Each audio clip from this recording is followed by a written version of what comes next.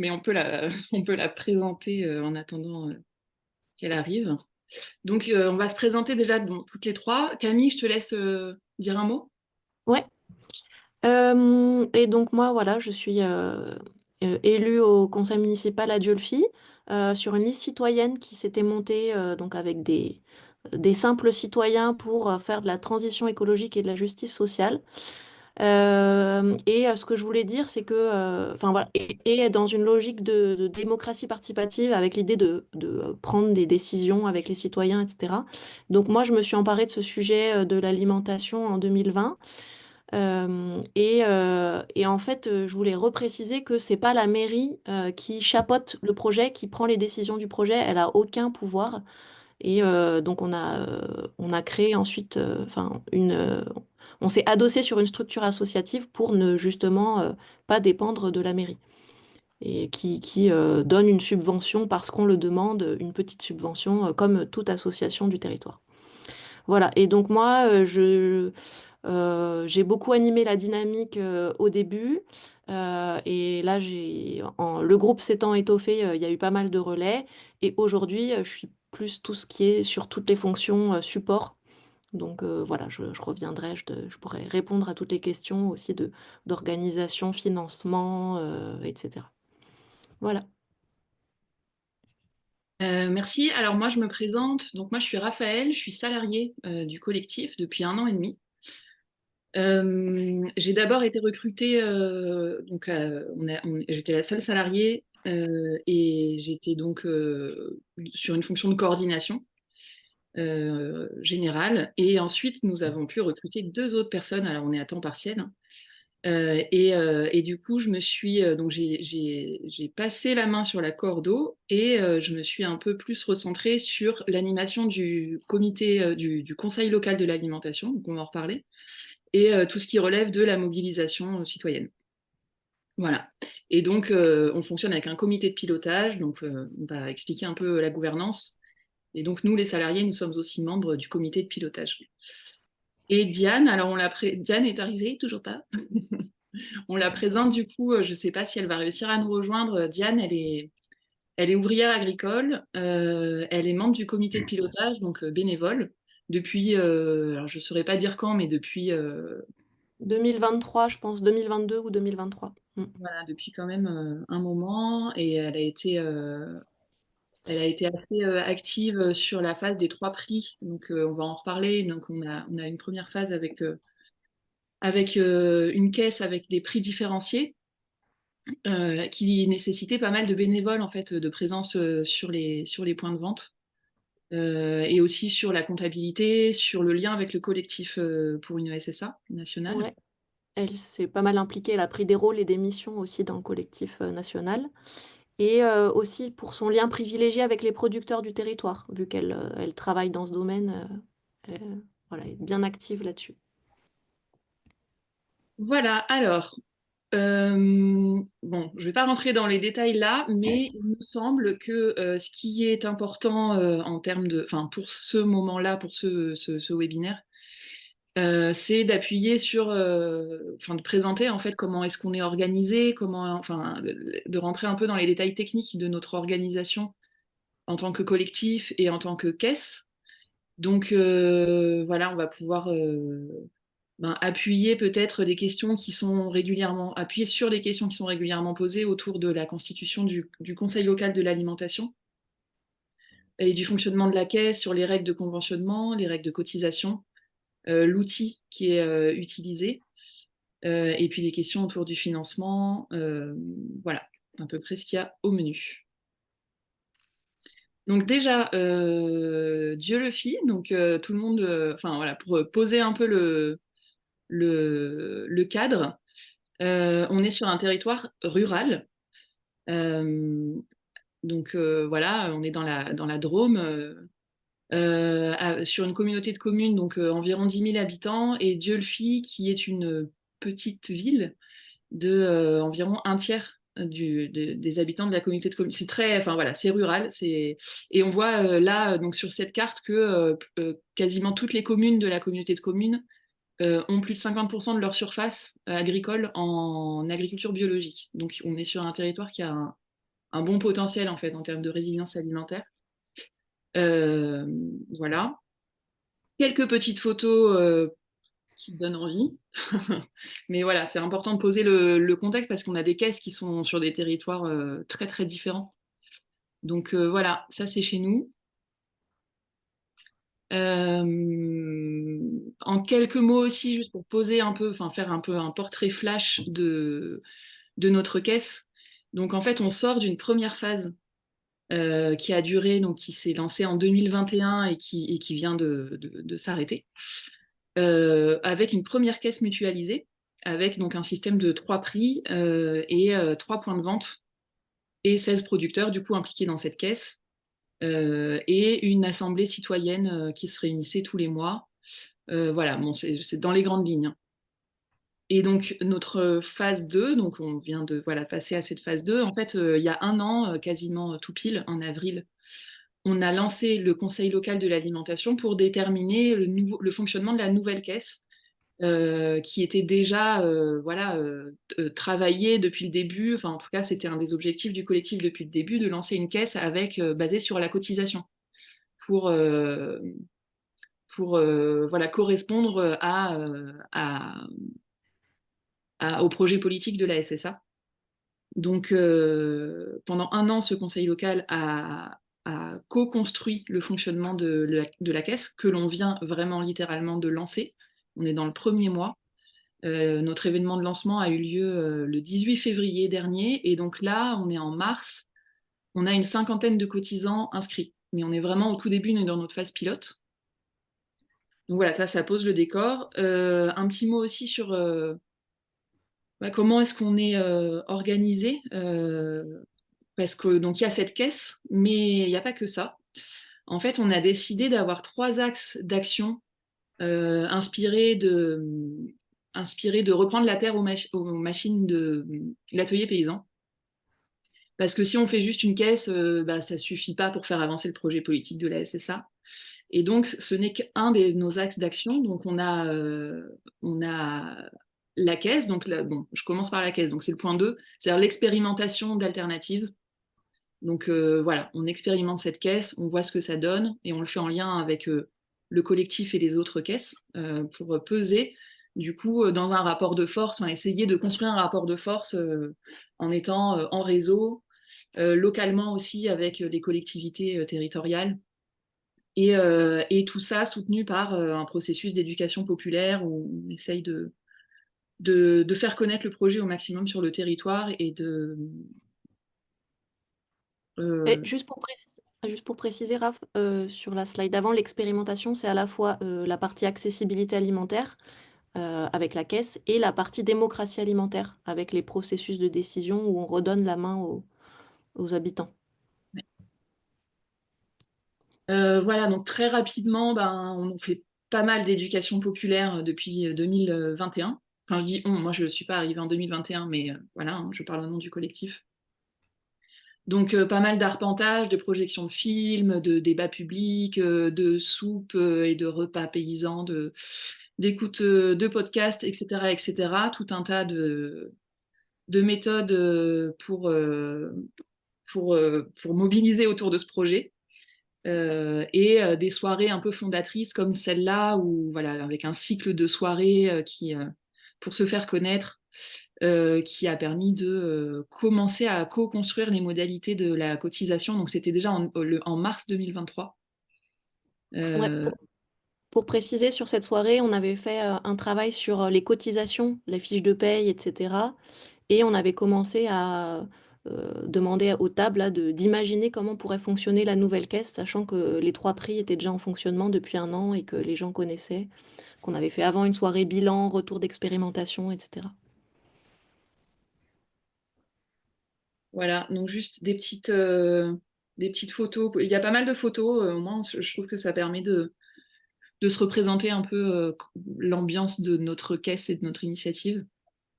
Donc voilà, ça c'est pour l'éducation populaire. Bon, la caisse, du coup, là on va rentrer dans les détails. Donc la première caisse basée sur les 3 prix pendant 3 ans. Et là, le lancement l'autre système de caisse. Et voilà, donc le troisième pilier, le rapport de force, donc localement, et puis au niveau national. Je ne sais pas si tu veux préciser, Camille, mais voilà, juste pour rendre compte un peu de comment on est organisé et quels sont nos objectifs en tant que collectif. Et bien sûr, on reprend ben, les trois piliers du projet. Euh, voilà, donc je rentre pas dans les détails de la SSA parce qu'a priori on connaît tous ces trois piliers ici. Mais voilà, on s'inscrit vraiment là-dedans. Alors, comment est-ce que, bah, voilà, comment est-ce que cette initiative s'est créée? Euh, donc, on a une petite frise de 2021 à 2024. Donc là, c'est la première partie, 2021-2022. Euh, Peut-être que Camille, tu veux peut-être raconter un peu la création de l'initiative comme tu en étais à l'origine aussi Mm. avec d'autres. Je te laisse la parole peut-être sur cette partie-là. Ouais. Eh bien, moi, j'avais eu connaissance de l'association Les Greniers d'Abondance qui travaillait sur la résilience alimentaire des territoires. Et donc, on les avait contactés, on avait déposé un appel à projet ensemble. Donc, on a eu Noé Guiraud, un membre de cette association et chercheur, qui avait un financement de son poste pour 1 an pour être avec nous, pour travailler sur définir notre stratégie de résilience alimentaire. Et donc, dans ce cadre-là, on a commencé voilà, à animer des rencontres pour faire connaître les enjeux et les dysfonctionnements du système alimentaire, etc. Et on a rencontré un maraîcher, Mathieu Yon, qui venait de s'installer sur le territoire, qui était aussi à la Confédération paysanne et donc qui avait entendu parler de la SSA. Et voilà, lors d'une première rencontre, on s'est dit, OK, on ne peut pas attendre les résultats de la recherche.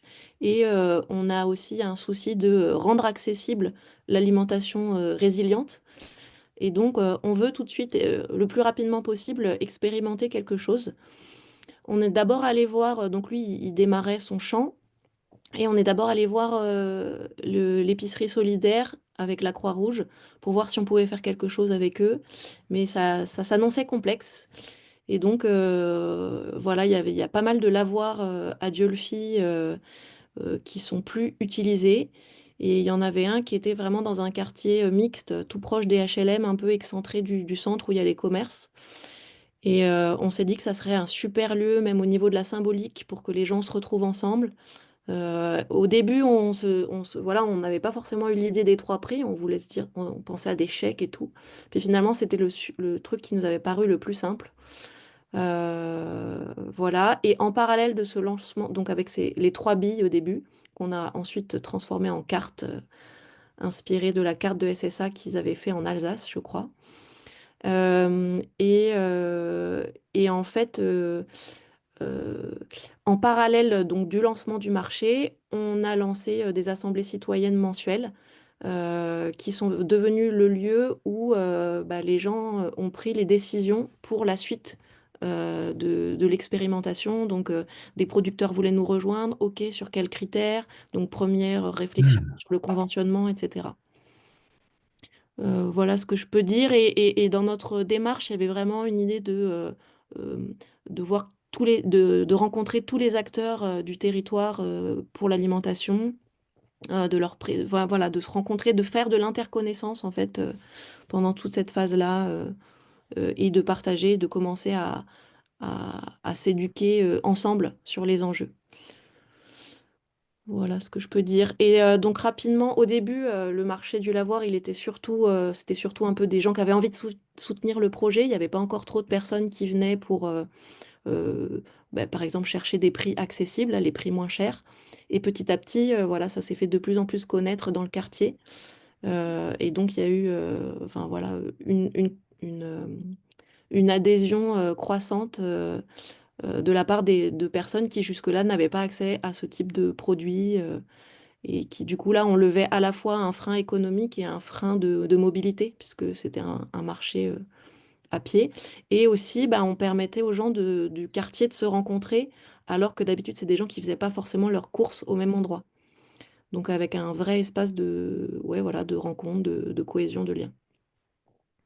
Et alors moi je complète du coup ce que tu dis, Camille, pour se situer dans le temps, en fait, en septembre 2021, donc le marché du lavoir est lancé. Euh, Après, du coup, les premières rencontres, etc., en juin. Donc, en fait, ça s'est fait assez rapidement avec cette volonté d'expérimenter, d'être dans l'expérimentation chemin faisant. Mm. Et voilà, donc c'est pour dire la temporalité elle était quand même assez rapide avant le lancement voilà, d'une expérimentation concrète. Et ensuite, jusqu'en septembre 2022, où le dernier point de vente, donc un fournil, a rejoint la caisse.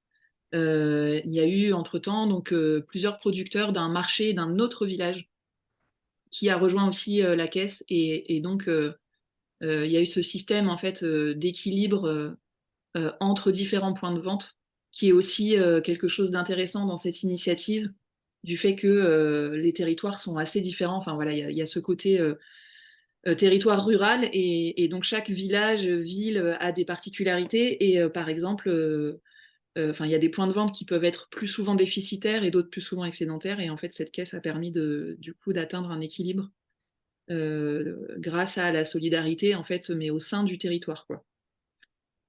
Mm. Voilà, donc ça, c'est la partie. Donc voilà, Tu peux revenir... Ah, tu peux revenir 2 secondes juste avant. ouais. Ouais, en tout cas, le fait de passer par l'expérimentation et un lieu pour faire ses courses, pour ensuite parler des enjeux, ça permettait aussi de toucher des personnes qui ne seraient jamais venues à des rencontres, voilà, qu'on a annoncées à la salle des fêtes du village, etc. Voilà, je vais préciser ça. Au début, à Pont-de-Barret, c'était seulement un seul producteur qui a participé en 2022. Et ensuite, en fait, vous voyez la village en transition, là, entre janvier et mars 2022. C'est là, en fait, où au début, c'était un collectif informel que j'animais moi en tant qu'élue de la mairie, voilà, démocratie participative. Et ensuite, il y a eu une réflexion sur, OK, on a besoin d'une structure pour héberger la caisse des 3 prix, vu que maintenant, on va avoir plusieurs points de vente, plusieurs producteurs, etc. Et donc, c'est là où il y a eu le choix de se reposer sur une association qui existait déjà et qui était faite pour incuber des projets de transition et dans laquelle moi, dont je faisais partie. Donc, c'était pour ne pas tout de suite recréer une structure, mais s'appuyer déjà sur un existant. Donc cette association, c'est Village en Transition. On en parlera Voilà. peut-être. Ensuite, donc cette formule avec ces 3 points de vente a continué jusque le lancement de la nouvelle caisse. Euh, Jusque-là, en février 2025 maintenant. Mais entre-temps, il y a eu des changements, notamment l'embauche de salariés. Donc, le premier salarié a été alors, on va reparler un peu de l'embauche des salariés et de l'évolution de la gouvernance après. Donc, peut-être pas rentrer dans le détail là maintenant. Mais bon, voilà, il y En a tout eu donc cas, des on salariés. l'a embauché parce qu'en en fait, on s'apprêtait à avoir 16 producteurs qui allaient participer à la caisse. Et en fait, avec les bénévoles, ça suffisait plus pour gérer tous les mouvements comptables que ça impliquait. Euh, donc c'est pour ça qu'on l'a embauché en février 2023.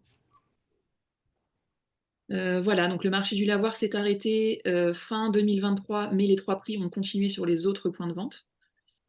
Et puis, donc voilà, là, on l'a dit, il y a un an, on a lancé donc le Conseil local de l'alimentation, et là, on en est au lancement du coup de la caisse sur la base des cotisations.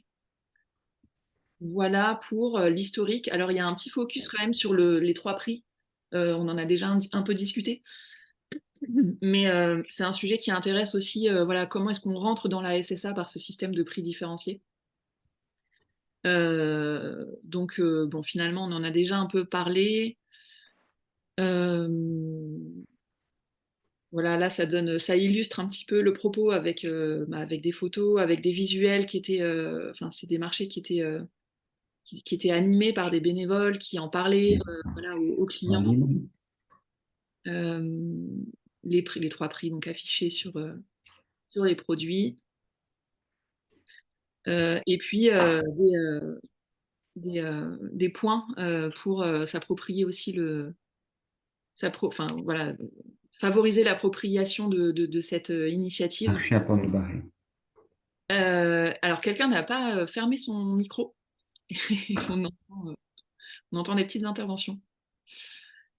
Euh, Ouais, je peux compléter? Vas-y, Camille. En tout cas, ce truc des trois prix, ça nous paraissait assez simple. Ça demandait quand même beaucoup de travail, donc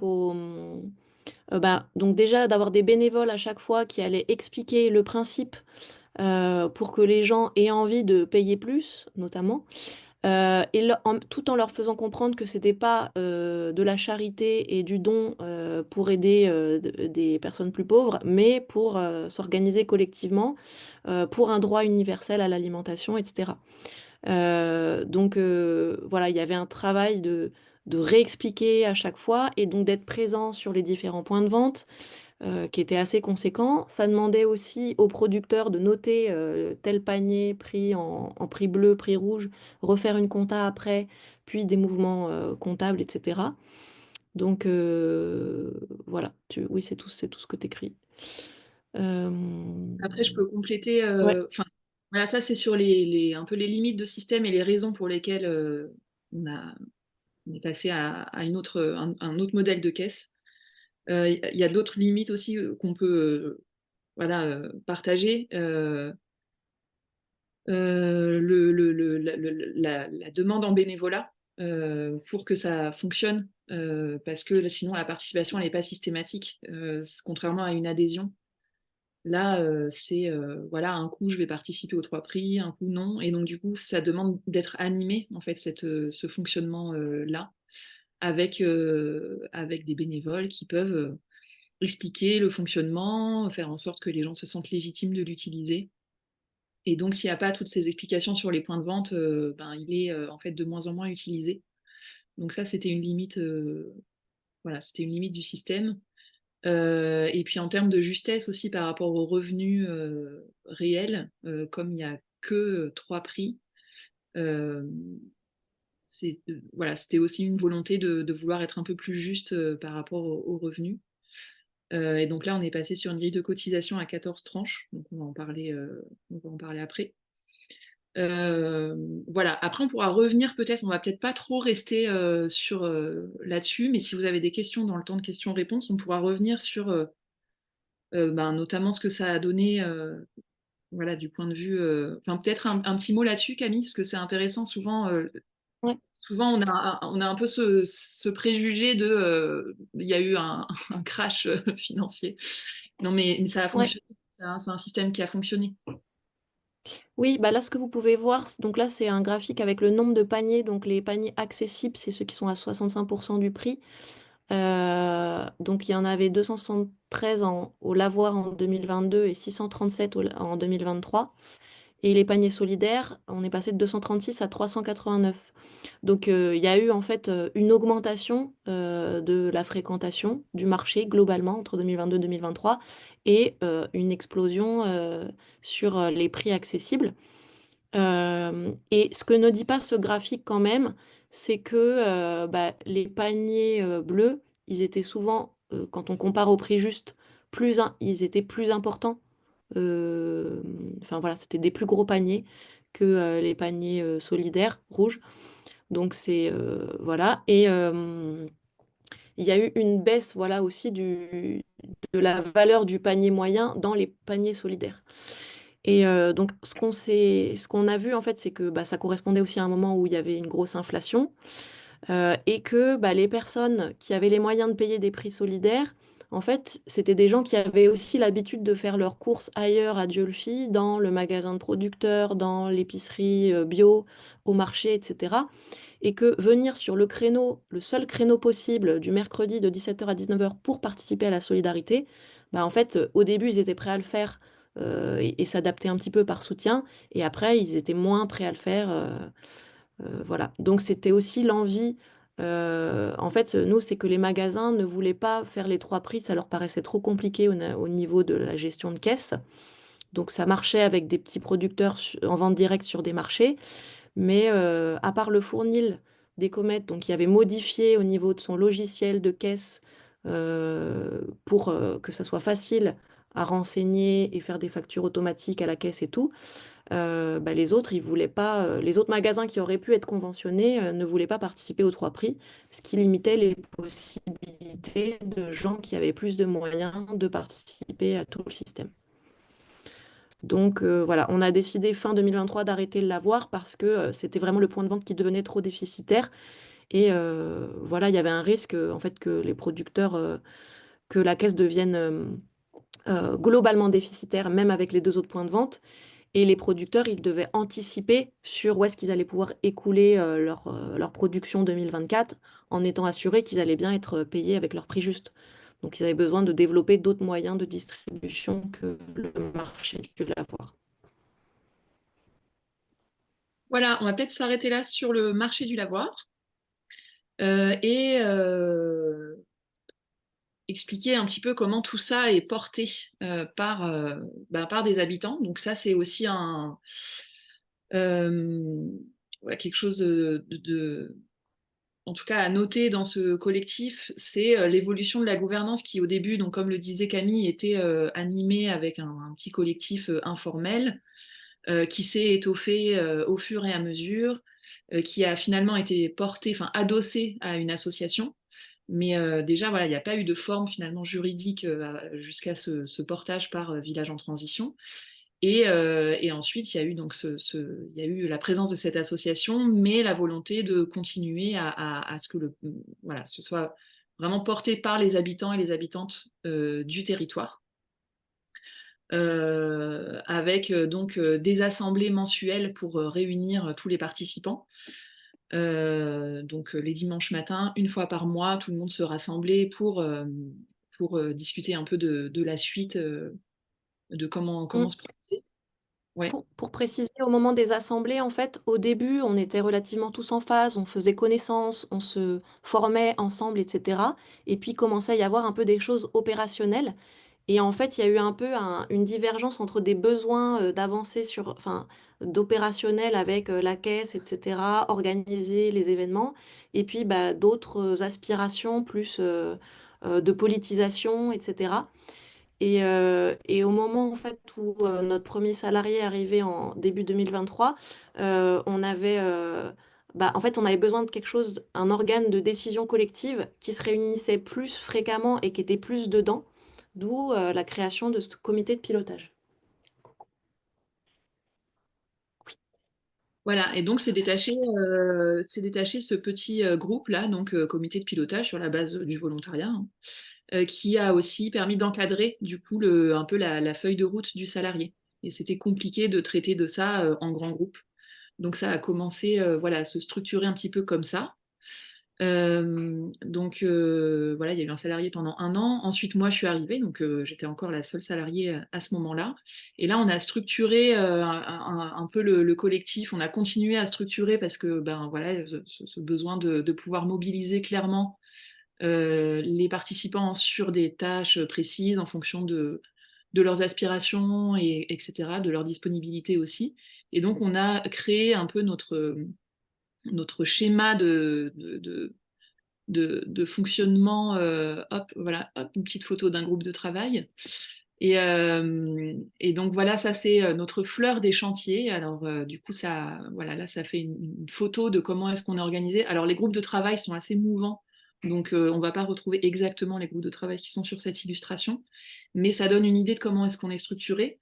Donc il y a le COPIL qui, voilà, qui est notre organe de coordination et de l'ensemble des groupes de travail. Et on retrouve ces trois piliers, donc les trois leviers du changement, l'éducation populaire, l'expérimentation de la caisse et le rapport de force. Et voilà, c'est un schéma en fait qui nous permet quand quelqu'un veut s'impliquer dans l'initiative, de pouvoir bah, lui faciliter en fait l'intégration en fonction de où est-ce qu'on a des besoins et où est-ce ce qu'a envie de faire cette personne. On a aussi lancé donc des groupes locaux pour pouvoir vraiment mailler le territoire. Donc, on a aujourd'hui des groupes locaux dans des villages pour ne pas être trop centralisés à Dieulefit. Et donc, ces groupes locaux, ils permettent voilà, de faire vraiment un relais local au plus proche des habitants, avec le bouche à oreille, avec l'interconnaissance entre les producteurs, les consommateurs, les lieux de vente, etc. Et de bien s'insérer dans la vie locale, avec voilà, comme mandat de faire vivre le projet à travers des petits événements toujours sur l'éducation populaire, hein. Et là, en ce moment aussi, ce sont des bons relais pour ce qui concerne le conventionnement des producteurs, parce que on est donc en territoire rural, donc il y a beaucoup de bouche à oreille, tout le monde se connaît plus ou moins, enfin on arrive à créer des liens, donc on passe beaucoup par ces liens-là informels. Euh, voilà, peut-être pas besoin trop de rentrer dans le détail là, mais ça donne une idée de cette organisation en groupe de travail. Peut-être un mot aussi sur comment tout ça s'articule. Notre fonctionnement, enfin, on a un fonctionnement, donc il y a donc un copil avec des salariés et des bénévoles où chacun peut en fait entrer dans ce comité de pilotage à condition d'être un membre actif de l'initiative. Donc en fait, à partir du moment où on est actif, impliqué, on a le pouvoir de décider. Voilà, c'est notre, voilà, on décide de se baser là-dessus. C'est-à-dire que voilà, la légitimité dans l'orientation dans les décisions opérationnelles et l'orientation un peu stratégique de l'initiative, elle vient du fait d'être dans l'action. Euh, donc, on peut rentrer dans le copil. Donc, d'abord, il y a une phase où on peut être observateur, décider d'y rentrer ou pas. Et du coup, ça permet de coordonner voilà, toutes les actions qui sont menées par les groupes de travail, qui ont des référents. Et ces référents assurent le lien en fait, avec le comité de pilotage qui, lui, a du coup une vision d'ensemble et peut prendre des décisions. Voilà, donc on essaye d'être le plus souple et le plus agile possible pour pouvoir permettre au maximum la mobilisation et l'implication de chacun et chacune. Qu'est-ce qu'on peut dire d'autre sur la gouvernance? Voilà, donc, le conseil local a été créé il y a 1 an, donc ça c'est un nouveau cercle en fait qui s'est rajouté dans notre gouvernance. Donc on est une équipe d'animation de ce conseil local. En lien, nous on fait partie du COPIL, donc c'est vraiment le COPIL qui cadre la feuille de route du conseil local de l'alimentation, mais ce sont 2 espaces distincts. Et puis, donc il y a Camille, ça fait combien de temps qu'Antoine et Gilles sont arrivés? Je ne saurais pas dire. Ils sont arrivés en mars 2024. Mars et mai 2024. Voilà, ça Gilles, fait il a d'abord été ça 6 mois en stage. Ouais. ouais. Voilà, donc là, on est 3 salariés aujourd'hui à temps partiel. Et on a, avec le lancement de la caisse, créé une association. C'est-à-dire que le portage par village en transition devenait un peu fragile par rapport à l'ampleur de ce qu'on était en train de faire, et donc on a créé une association avec un compte en banque, etc. Donc notre association, voilà, Camille, peut-être tu veux Ouais. dire un mot. Je vais préciser, donc de la même manière, je disais, la mairie n'a aucun pouvoir de décision dans notre projet autour de la SSA, Village en transition non plus. C'était vraiment l'idée de pouvoir mutualiser une structure pour l'embauche, pour le compte bancaire, l'assurance, etc. Et en fait, Village en transition a donc porté la caisse mutualisée où en fait les seuls mouvements financiers qu'il y avait, c'était sur les surplus des prix et puis le remboursement des producteurs qui avaient vendu des prix accessibles. Donc ça restait une enveloppe financière assez faible, mais avec l'idée que là, il y ait les cotisations, c'est-à-dire tout le chiffre d'affaires en fait des ventes, etc. En fait, ça devenait plus cohérent avec l'objet de Village en transition qui est d'incuber. Donc la décision, ça a été que Village en transition était OK pour continuer à porter la partie fonctionnement, donc les salaires, etc., mais que la partie pour la nouvelle caisse, ça serait une nouvelle structure dédiée qu'on a créée en octobre 2024 et qui s'appelle Vers une SSA, Dieulefit et alentour. Voilà, on va revenir dessus. Donc sur ces 2 structures distinctes, l'initiative dans sa partie mobilisation, etc., et la caisse en tant que telle, en tant qu'objet technique et financier. Voilà, donc le conseil local de l'alimentation, il y a pas mal de questions là-dessus, donc il y a un petit focus dans cette présentation sur notre conseil local de l'alimentation. Juste, j'ai une petite question. Même si les questions sont posées au fur et à mesure dans le chat, pour moi, c'est difficile de les lire et de rester sur notre présentation. Donc je voulais savoir si c'est OK de faire terminer notre présentation et d'y répondre, à la fin? C'est ce Oui, qui est prévu? ouais, OK, c'est ce qui est prévu. Alexia va faire Oui, on va faire comme ça. Et moi, je les note au fur et à mesure. OK, donc on fera vraiment un temps de questions-réponses sur la deuxième partie. ça marche. Et là, voilà, on va essayer de finir à 17h de présenter. Donc le conseil local, alors il s'est constitué, donc on a fait, on a mobilisé, voilà, on a parlé dans notre base de contact, ça faisait quand même 3 ans que l'initiative existait. Donc là, voilà, comment est-ce qu'on a créé ce conseil? Euh, donc ça faisait 3 ans que l'initiative existait, donc on avait quand même déjà une base de contact de plusieurs centaines de personnes.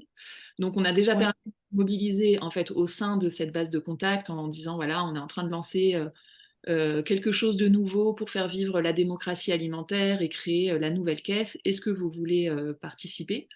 Mais on a aussi essayé de mobiliser plus largement en utilisant voilà, d'autres supports de communication, des flyers dans des quartiers ciblés, les anciens consommateurs du marché du lavoir. On a utilisé la presse, voilà, le bouche à oreille. Voilà. Bon, on a mobilisé. Notre intention, c'était. Ouais, Camille, vas-y.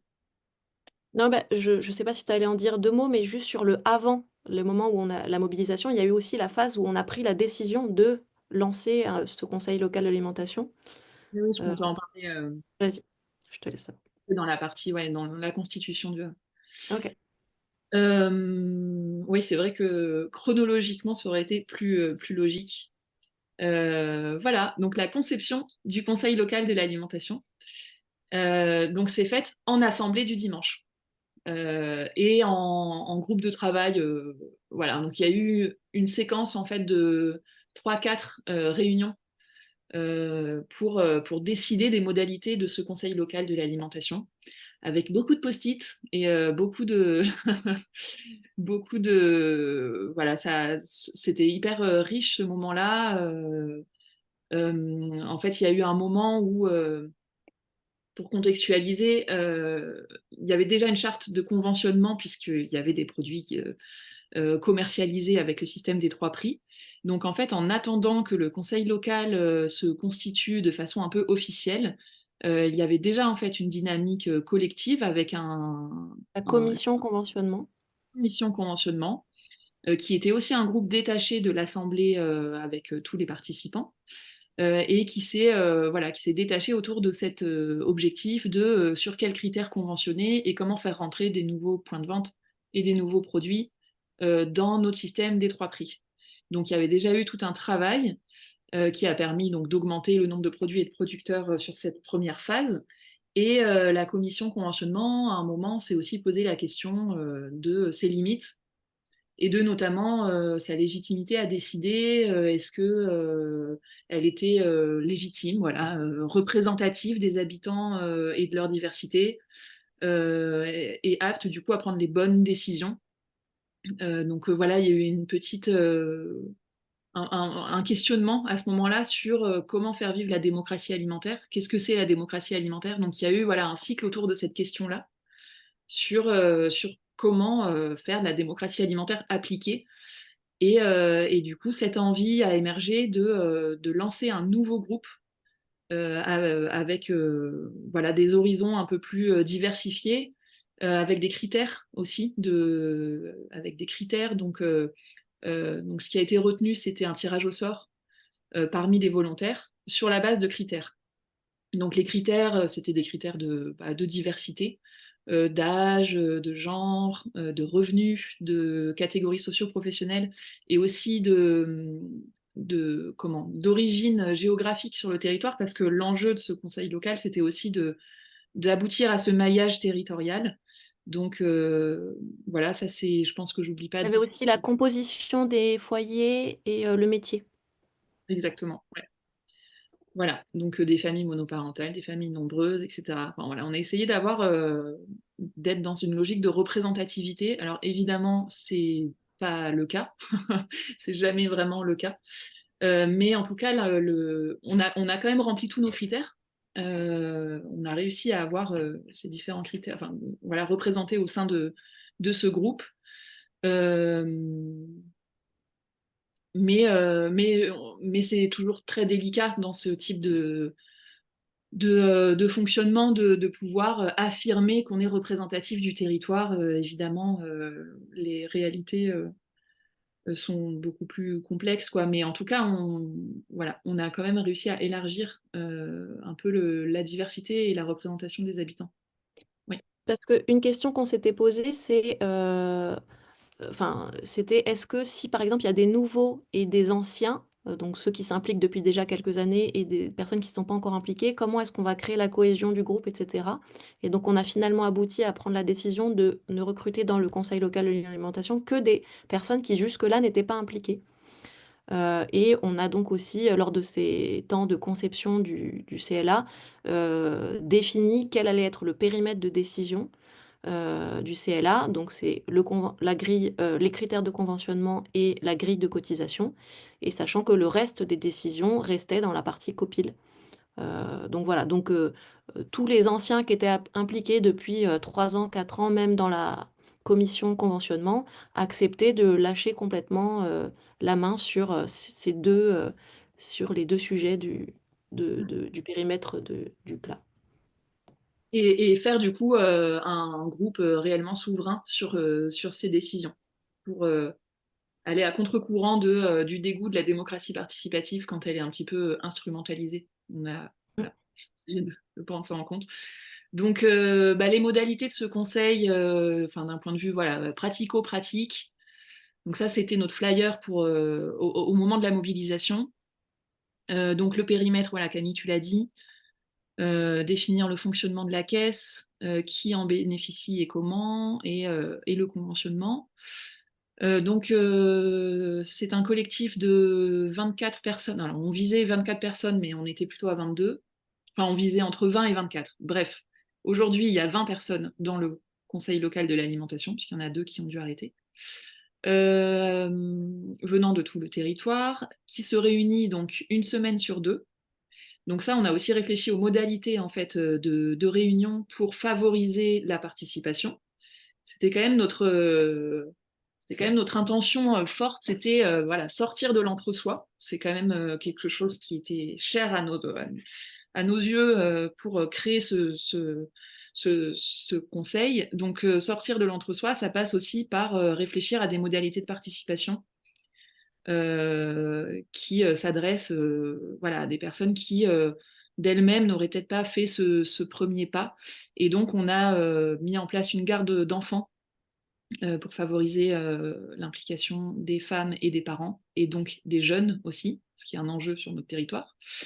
Une réunion donc une fois le mardi soir, parce que le mercredi, il n'y a pas école, et donc ça favorise la participation, et une fois le samedi matin, avec à chaque fois on mange ensemble en fait à la fin des réunions. C'est des séances donc de 3 heures avec un temps de repas convivial préparé par d'autres bénévoles qui ne sont pas dans le conseil local de l'alimentation. Donc c'est-à-dire que ce ne sont pas eux qui, enfin voilà, il n'y a pas en plus la charge d'avoir à s'occuper du repas.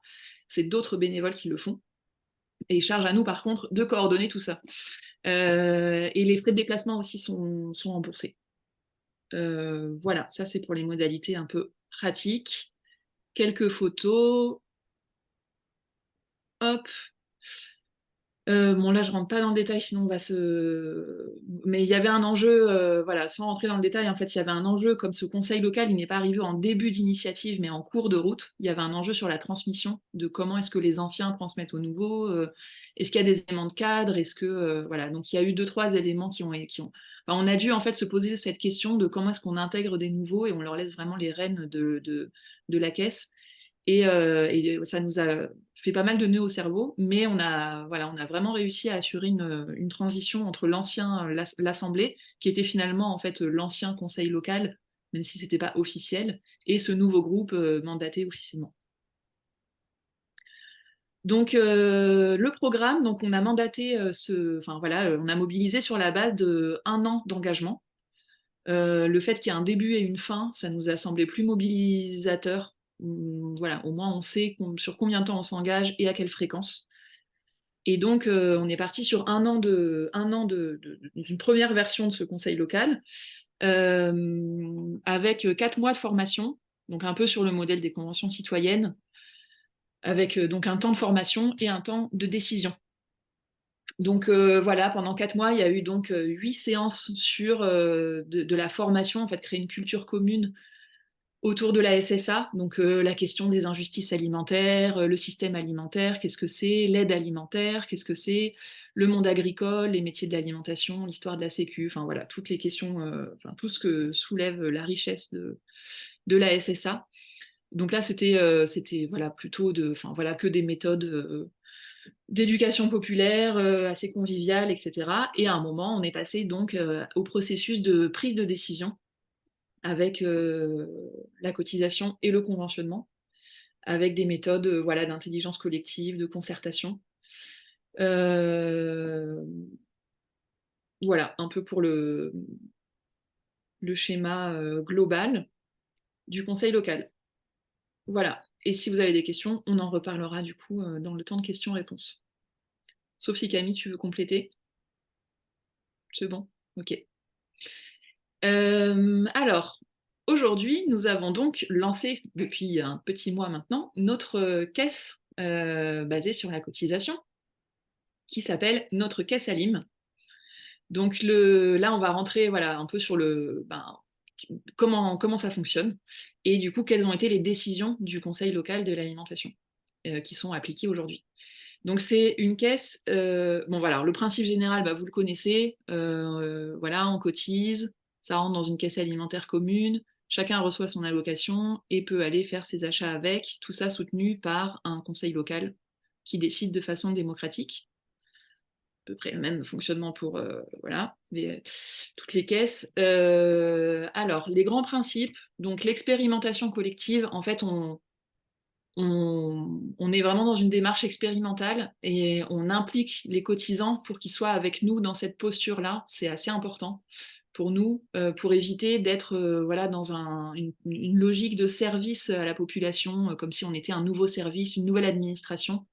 Donc voilà, on diffuse vraiment cet esprit d'expérimentation, déjà pour que tout le monde soit tolérant sur les bugs qu'il peut y avoir, et bon, il n'y en a pas tant, mais en tout cas, voilà, créer cet esprit d'expérimentation collective.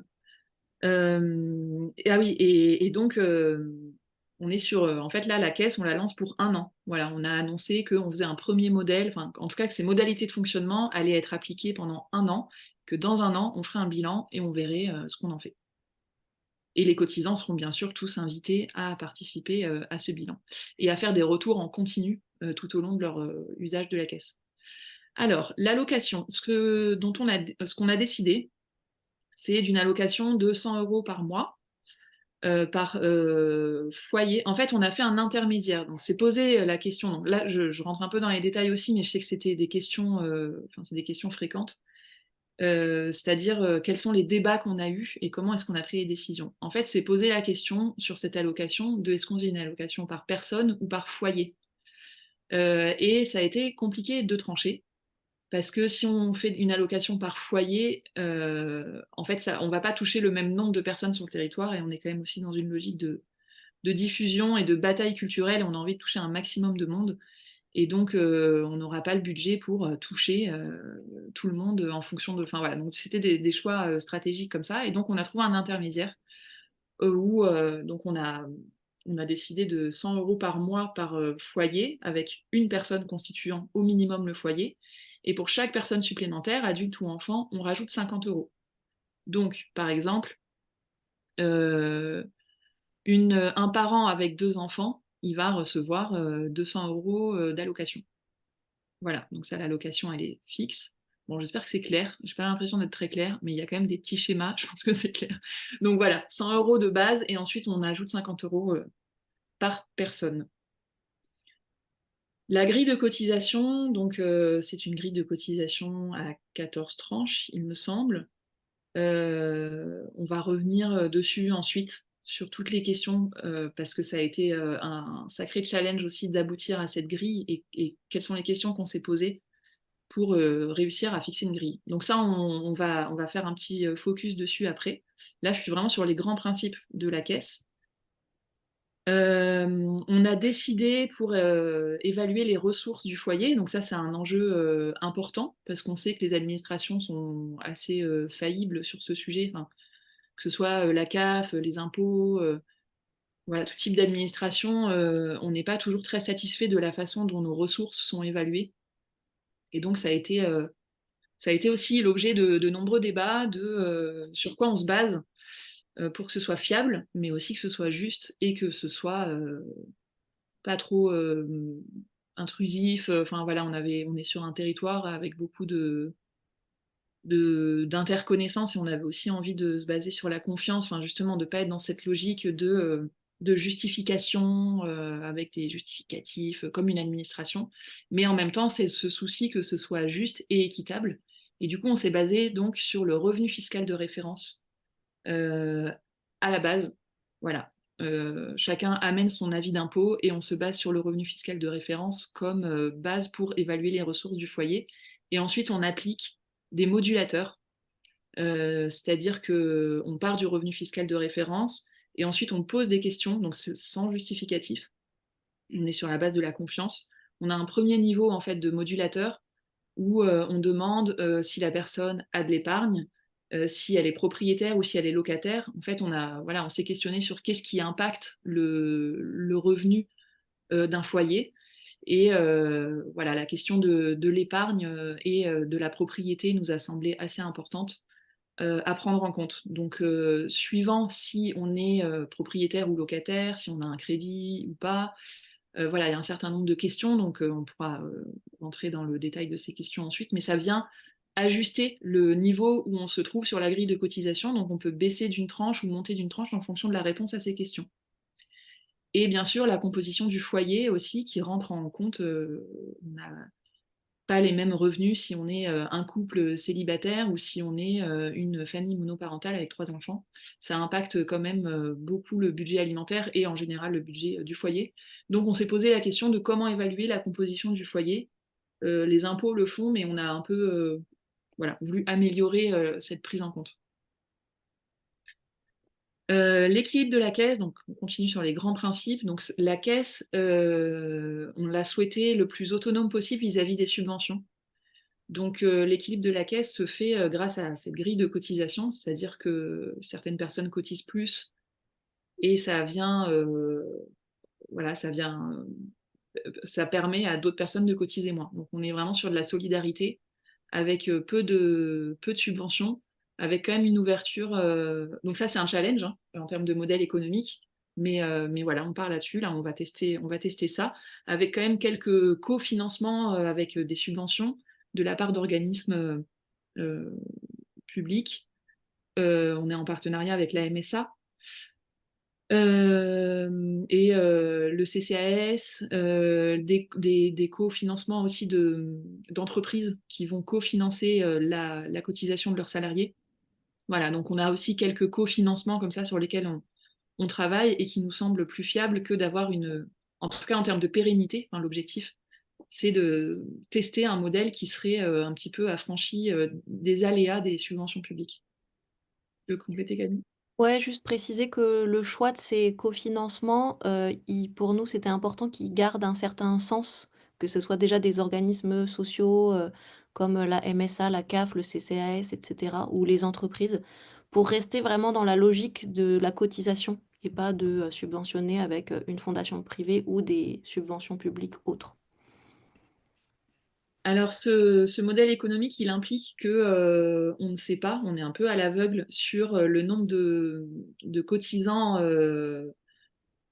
qui sont sur les tranches basses de cotisation, parce qu'on ne sait pas, voilà, enfin, en fait, les cotisants sont extrêmement interdépendants. Et donc, s'il n'y a pas assez de place, et c'est pas ce qu'on souhaite, mais s'il n'y a pas assez de place par rapport aux demandes sur les tranches de cotisation basses, on fait un système de tirage au sort. C'est ce qui nous a semblé le plus juste. Donc, tous les 25 du mois, on va faire un tirage au sort à partir des demandes d'inscription qui sont sur des tranches voilà, plus basses que le niveau d'allocation. Mais on prévoit un matelas de sécurité pour n'avoir à aucun moment à dire à des personnes qui sont cotisantes, ah bah voilà, on n'a plus d'argent pour continuer, pour que vous puissiez continuer à être cotisant. Donc on a toujours ce matelas de sécurité qui permet de pallier un peu aux aléas sur les tranches de cotisation plus hautes. Voilà en ce qui concerne le modèle économique. Bon, il est 17h, du coup on va, voilà, peut-être, c'est intéressant aussi de laisser du temps aux questions. Sur le conventionnement, il y a pas mal de questions aussi sur notre processus de conventionnement. Donc, on va rentrer voilà, un petit peu dans le détail du conventionnement.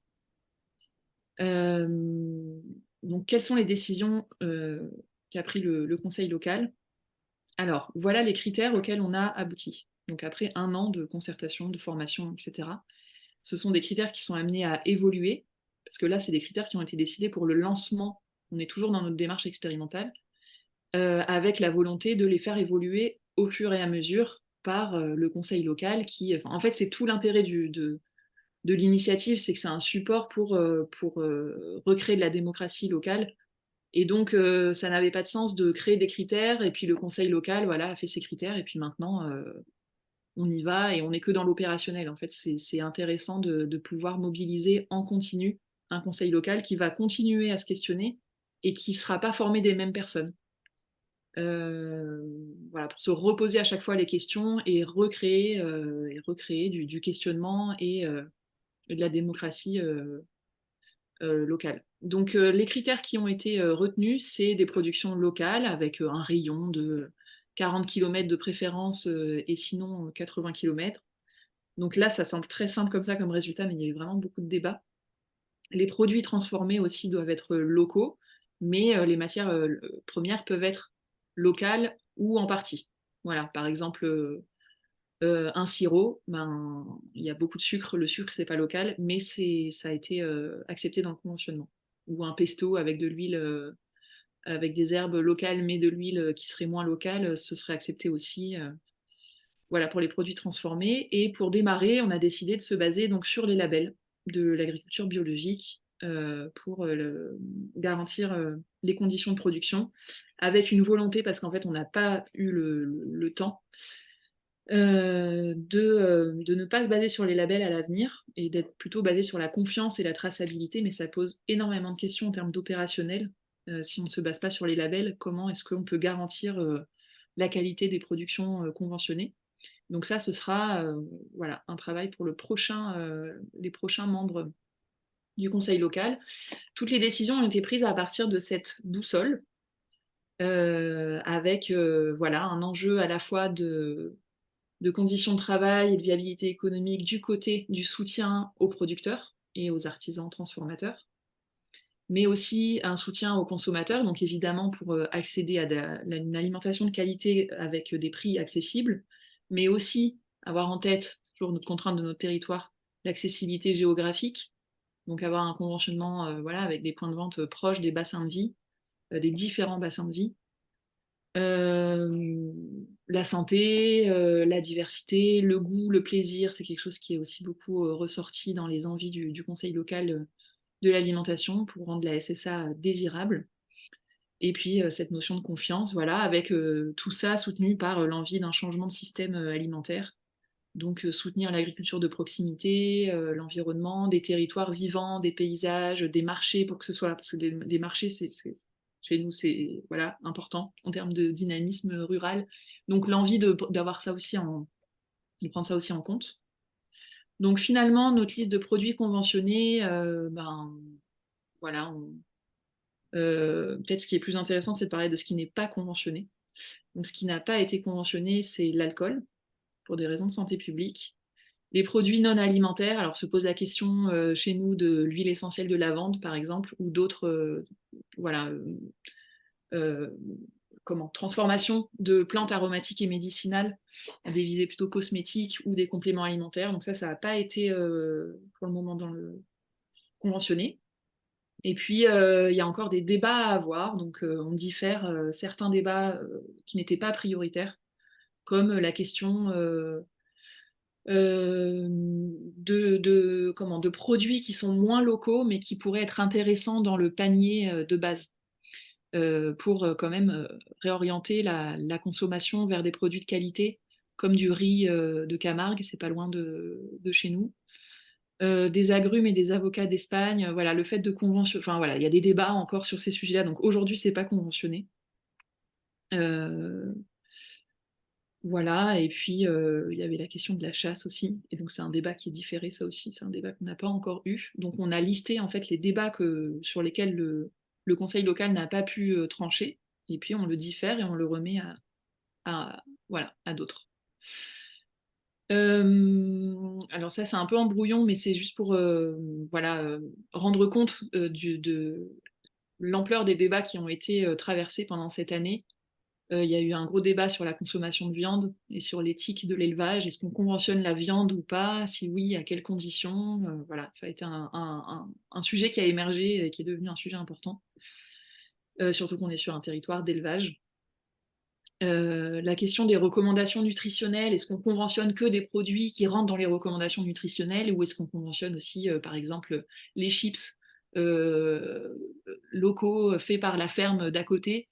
On a envie de soutenir les producteurs, mais en même temps, on sait que les produits salés, sucrés, transformés ne sont pas bons pour la santé, donc qu'est-ce qu'on fait de ça? Donc ça a été aussi beaucoup de débats.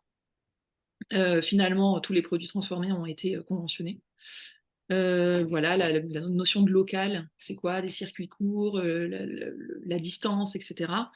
Et puis la question des labels, on en a déjà parlé. Voilà. Bon, c'est juste un échantillon en fait des nombreux débats qui ont été traversés, et des nombreux débats qui continuent, donc qui sont répertoriés aujourd'hui, et on est en train de faire le bilan du conseil local de cette année écoulée pour enclencher le renouvellement et du coup léguer les questions sur lesquelles on n'a pas encore tranché au prochain.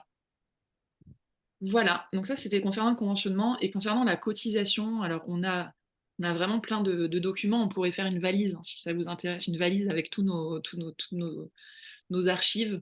Ça par exemple, c'est un document c'est le document en fait qui synthétise un peu les débats au sujet de la cotisation, sur lesquels on a dû se prononcer, on a dû débattre, trancher, prendre des décisions.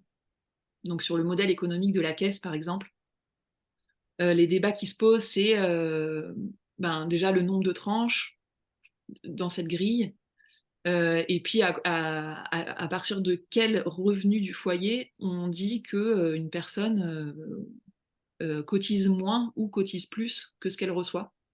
Donc ça, c'était un gros travail aussi concernant l'évaluation des revenus. Est-ce qu'on met des quotas sur des tranches? Donc c'est là où on a abouti à notre histoire de tirage au sort. Quelle est la cotisation minimum et maximum? Donc là, quelle décision on a prise? Le minimum c'est 40 €, le maximum 200 pour une allocation de 100, donc le double, avec la possibilité ensuite de donner à prix libre, mais ça nous semblait important de ne pas trop monter pour rester acceptable pour les personnes qui cotisent plus que ce qu'elles reçoivent. Voilà, les personnes qui ont des revenus irréguliers, comment est-ce qu'on prend en compte ça? Donc voilà, on a dû vraiment aborder toutes ces questions dans l'opérationnel et prendre des décisions. Sur également les modalités d'inscription. Est-ce qu'on s'engage pour 1 an? Est-ce qu'on s'engage pour 3 mois? Est-ce qu'on doit justifier de nos ressources? Est-ce qu'on signe un contrat ou pas? Quels sont les tenants et les aboutissants, enfin, sur le plan juridique? Est-ce que c'est comment on compte les adultes? Comment on compte les enfants? Voilà, ces questions-là. Et puis, j'en ai un peu parlé, mais les indicateurs de ressources. Est-ce qu'on se base sur le quotient familial de la CAF, sur le reste à vivre? Voilà, donc là, on a décidé, on a pris des décisions sur tout ça que je vous ai aussi un petit peu présenté, et tout ça est consigné dans des tutos pour rester le plus pédagogique possible. Donc on a le manuel du calcul de la cotisation et de la location, on essaye de simplifier au maximum parce que voilà, on va pas à un guichet en disant bonjour, je voudrais cotiser, dites-moi mon montant et puis merci, au revoir. Il y a vraiment la volonté d'impliquer dans ces réflexions l'ensemble des cotisants. Et puis, donc voilà, ça c'est pour les décisions qui ont été prises par le conseil local. Et pour terminer, la gestion de la caisse. Donc là, Camille, je te laisse peut-être la parole sur l'outil de transfert monétaire qui a été retenu et comment il fonctionne, sans rentrer trop dans la technique. Mais en tout cas, aujourd'hui, donc on a un outil qui permet aux cotisants d'aller faire leurs courses et de gérer du coup les comptes de chaque cotisant. Euh, on est organisé pour inscrire les cotisants et les points de vente sur leur compte ALIM, donc sur cette application, avec des équipes d'inscription qui sont formées à inscrire les points de vente qui sont conventionnés et les nouveaux cotisants. Ça implique d'être capable de fournir une assistante technique auprès des cotisants et des points de vente qui ont besoin d'aide en fait sur comment comment s'inscrire, comment utiliser leur allocation, comment faire leurs courses. Donc toute cette partie informatique qui est pas évidente, enfin en tout cas qui est chronophage. Voilà, on a retenu en tout cas un outil, une appli sur smartphone, et on a aussi des fiches de remboursement pour les personnes qui n'ont pas de smartphone. Mais voilà, du coup, ça implique d'être disponible pour pouvoir aider les personnes en difficulté, et aussi d'être en capacité de faire le lien avec les développeurs sur l'outil informatique pour l'améliorer, parce que c'est du coup, voilà, c'est une création. Et donc, faire des retours en continu sur comment améliorer l'outil, et se poser la question aussi des parcours des utilisateurs, que ce soit les points de vente ou les cotisants. Mais voilà, comment améliorer ces parcours pour que ce soit le plus simple possible, le plus accessible pour tout le monde. Et après, il y a la partie comptabilité. Et là, je te laisse la parole, Camille, pour compléter tout ça. Ok. Un petit mot sur le choix avec qui on a travaillé pour l'outil de transfert monétaire. En fait, pendant un an, on a notamment travaillé avec la Gironde pour essayer de rencontrer les différents partenaires possibles, travailler sur le cahier des charges, des fonctionnalités, etc. Donc on a rencontré un peu, je pense qu'on a partagé quelque part dans un drive collectif tous ces documents. Euh, En tout cas, il y avait à la fois des partenaires très business, type le chèque vert là ou tout ça, des partenaires donc qui nous proposaient vraiment des trucs clés en main, mais du coup c'était hyper cher avec des gros montants à payer ensuite chaque année, etc.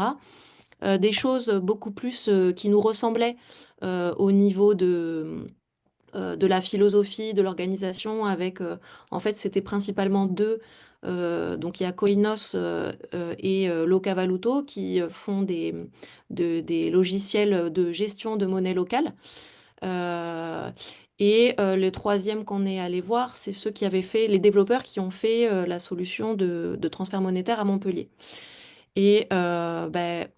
Donc le choix s'est fait. Donc on a choisi Locavaluto pour des questions de budget. Donc c'était beaucoup moins cher. Enfin, c'était dans nos cordes parce que voilà, on se reposait sur des fonctionnalités qui avaient déjà été développées pour les monnaies locales, et il y avait juste entre guillemets à développer des fonctionnalités complémentaires pour la SSA. Pour une raison de philosophie aussi, parce que donc eux, ils développent un commun numérique avec une communauté de développeurs, avec donc tous les membres qui utilisent le logiciel font partie et prennent les décisions, etc. Et puis parce que c'était basé sur un logiciel open source qui s'appelle Odoo et qui a vraiment une grande utilisation. Voilà, et donc une grande communauté de développeurs, et on avait envie de pas voilà, dépendre de un développeur et de sa disponibilité. Voilà, je vais pas en dire trop plus parce que j'en sais pas trop plus pour la partie technique. Tu voulais Et que je juste, parle juste d'un modèle économique? Camille et Raphaël, il est bientôt 17h20, donc peut-être je ne sais pas s'il vous reste beaucoup de temps de présentation, mais peut-être quand même garder bien une demi-heure de questions-réponses, si ça vous paraît jouable. Eh ben, on Voilà. peut, oui, on n'est pas obligé de rentrer plus dans le détail. Voilà, il y a juste des petites captures d'écran de comment ça fonctionne quand on veut faire nos courses. Donc voilà, on a notre petite appli sur le smartphone. Et puis ça, c'est la signalétique dans les points de vente. Parce que dans les points de vente, il y a des choses qui sont conventionnées et d'autres non. Donc il y a une signalétique qui est mise en place. Et voilà, après, on est avec son smartphone, hop, on paye auprès du commerçant. Et ça, c'est des fiches de remboursement avec du coup un autre processus. Je pense que c'est bien de finir sur la question des financements parce que cette question va nous être posée probablement. Donc peut-être que Camille, on peut en dire Mm. deux mots. Enfin, voilà, déjà, il y a cette idée de bien différencier en fait le modèle économique de la caisse et le modèle économique de l'initiative avec les salariés, par exemple le développement de l'outil de transfert, qui sont pas... voilà, c'est deux choses bien distinctes. En tout cas, nous, on a eu cette volonté-là. Et du coup, je te laisse en dire quelques mots, Bah, Camille. vas-y, passe les slides que tu avais prévus. Je sais pas ce que tu avais Ah bah prévu. non, il n'y a pas de slide. Ah, C'est vraiment... ok. c'est en général, Euh, enfin, essayer de, voilà, d'avoir un... Bah, en gros, début 2025, on a 1,7 équivalent temps plein avec les 3 salariés. Donc, c'est notre principal coût. Donc, ça fait un budget un peu moins de 100 000 euros avec tous les autres frais de déplacement, principalement, les événements, les denrées, etc. Comment ça a été financé? J'avais vu qu'il y avait une question sur le PAT. En fait, nous, dès le début, on était allé voir l'Interco qui a lancé à peu près en même temps son PAT. Donc, sur le premier PAT de 3 ans, on n'avait pas été inclus. Ensuite, on a essayé de travailler avec eux sur le PAT 2 pour avoir une vraie place. Au final, malgré tous nos efforts, on n'a que 2500 euros par an pour 2025, 2026, 2027. Donc, c'est vraiment rien du tout. Ce qui nous a bien financé, c'est un PAT de la Drôme, du département de la Drôme. Sur 2024-2025, on a eu 30 000 euros. Il y avait un appel à projet spécifique sur alimentation solidaire et émancipatrice, qui malheureusement n'est pas reconduit. Dernier gros soutien, c'est la Fondation Carasso. On avait répondu en 2023-2024, on a eu 50 000 euros. Et pour 2024-2025, on a eu 90 000 euros. Donc c'est vraiment ça qui nous a permis en fait d'embaucher nos salariés. Et là, on a en gros de quoi tenir jusqu'à mars 2026. Après, tous les autres financements, c'est vraiment 1000, 2000 euros par-ci, par-là. Malheureusement, je sais que la CAF intervient sur d'autres territoires et nous, en fait, il y a un espace de vie sociale qui est très financé par la CAF, avec lequel on était partenaire et qui, en fait, prend tous les financements de la CAF. Hein, la CAF ne veut pas nous financer en direct, elle veut nous financer par là. Donc voilà. Donc en fait, ce qui est pas évident aussi, c'est qu'on est à la fois en train de lancer la caisse et avec tout le travail que ça demande et tout le travail que ça demandait en amont, donc qui nous a pas mal quand même épuisé. Et en même temps, il faut qu'on réfléchisse stratégiquement. Mais en fait, si dans un an on n'a plus de financement de notre fonctionnement, comment est-ce qu'on s'organise pour que la caisse puisse continuer avec seulement des bénévoles et avec vraiment le minimum des frais de fonctionnement, de maintien de l'outil informatique, etc. Voilà. Et dans les perspectives, il y a aussi le travail qui est en train d'être fait sur le lien aux entreprises. Aussi. Oui, ben ça c'est pour le modèle économique de la caisse. Voilà, mais c'est encore naissant, donc on va aller avec l'argument de euh, fidéliser vos salariés dans ces zones rurales en cofinançant leurs cotisations et leur accès, en améliorant leur accès à une alimentation durable qui en plus bénéficie à tout le territoire, etc. Donc ça, c'est vraiment le tout début. J'ai vu aussi la question de inciter les personnes qui cotisent plus en défiscalisant le surplus de cotisation. Euh, et bien ça, en fait, il faut absolument faire une demande de rescrit pour s'assurer auprès de l'administration que ça passe, parce que si on le fait, parce que si on se déclare d'intérêt général, a priori, on pourrait faire des reçus des reçus fiscaux pour que les personnes déduisent de leurs impôts. Mais le problème, c'est que si, a posteriori, l'administration, n'est pas d'accord, c'est à nous, l'association, de rembourser toutes les déductions d'impôts. Donc voilà, c'est un risque qu'on ne veut pas forcément prendre. Donc là, on va, faire le travail, de voilà, de ce dépôt-là qui va prendre peut-être un peu de temps. Et entre-temps, bah, on va à la fin en fait, l'idée, c'est de convaincre les gens que c'est pas un voilà, un acte de charité qu'ils font, mais c'est vraiment aussi dans leur intérêt, même si, ils vont «payer plus cher» entre guillemets, ils ont eux-mêmes intérêt à, renforcer, la robustesse ou la résilience, alimentaire du territoire. Et c'est pas juste qu'eux vont faire leurs courses, auprès des producteurs, il y a pas enfin voilà, il faut, élargir le champ et donc voilà, notre travail aussi d'éducation populaire, va être de les convaincre de ça, même s'il y a pas l'incitatif financière de la déduction.